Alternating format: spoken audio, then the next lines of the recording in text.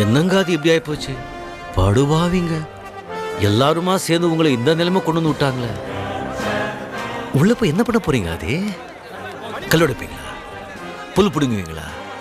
தட்டு கழுவுவீங்களா? நான் வேணா ஜெல்லர் கிட்ட சொல்லி கிச்சன்ல கழிக்கின்ற வேலை வாங்கி தட்டுமா?